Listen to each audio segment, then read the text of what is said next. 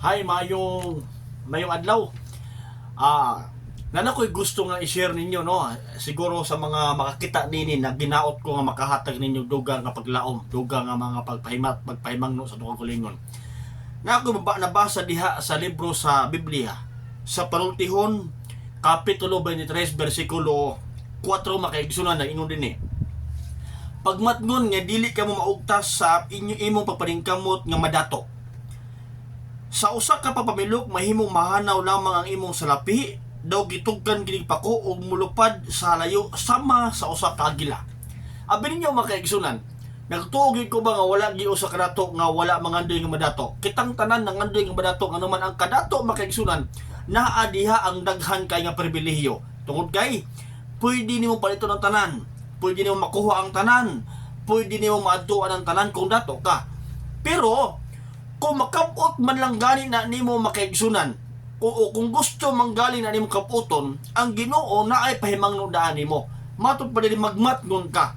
Walay giingon din hinga sala ang madato, pero gipahimatngunan ka nga magbantay ka sa diha nga mangandi ka nga dili ka maugtas sa imong pagpaningkamot sa imong pagpadato.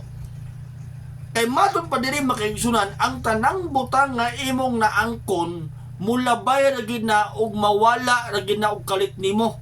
Hinumdumihan number 1, ang prinsipyo sa Biblia. Ang atong kinabuhi mura ra big asugid na.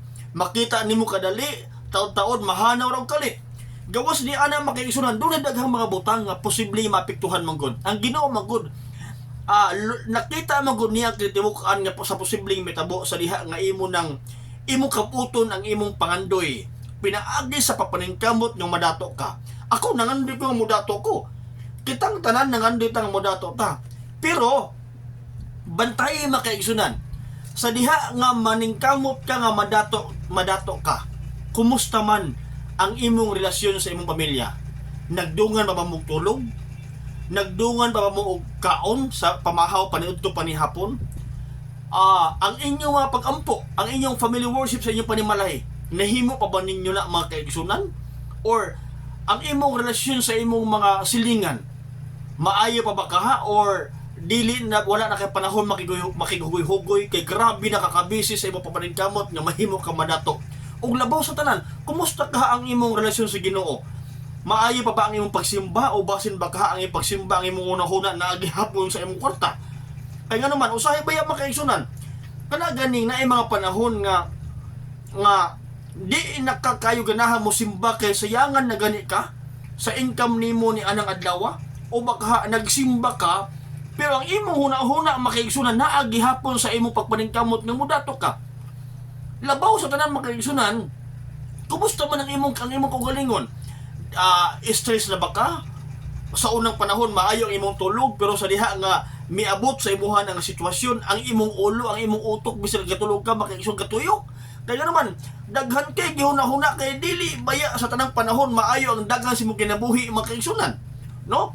Muna ang Ginoo makaigsunan, nagpahimatngon nga kung maningkamot man ang galing ka nga madato ka, pagbantay. Kaya nga naman, posible manggod kanang mga daghay mga hanaw nimo. Posible manggod makaigsunan daghay maapektuhan tungod higala igsuon sa imong pagpaningkamot. No? Daghay mawala sa imong kinabuhi, posible pa ang imong kinabuhi mawala, no? Muna makaigsunan, sinumduman ninyo ha nga daghay mga tao nga may dato sa papaningkamot kay doon na may bunga ang atong papaningkamot. Pero ang Biblia makaigsunan, gusto nako nga i-share po ninyo, gusto po nako nga ipahinumdum ninyo nga diha sa Panultihon kapitulo 10 versikulo 22 matod pa dinhi, makadato ang mga panalangin sa Ginoo, dili makalabaw niini ang bunga sa kakugi. Una nga bisag kung sabo paningkamot nimo, correct, posible nga madato ka, pero ang imong magihan grabe nga stress makaigsunan, grabe nga depression makaigsunan, posible nga magbubungkag ang imong panimalay, babungkag ang imong pamilya, magdako ang imong mga bata nga wala ka sa ilang kiliran. Posible makaigsunan. Posible nga daghay mga tawo nga dili nga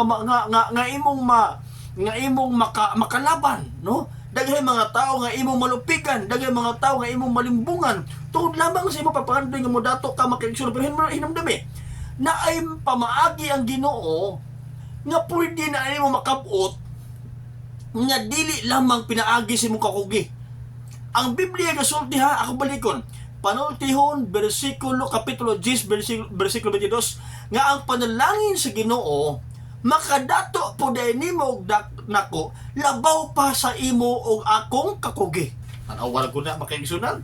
So nganong ma-stress man ta, nganong ma-depress man ta, nganong mag-uol man ta makaigsunan, nganong kinahanglan pa man nga isakripisyo nato ang atong pamilya.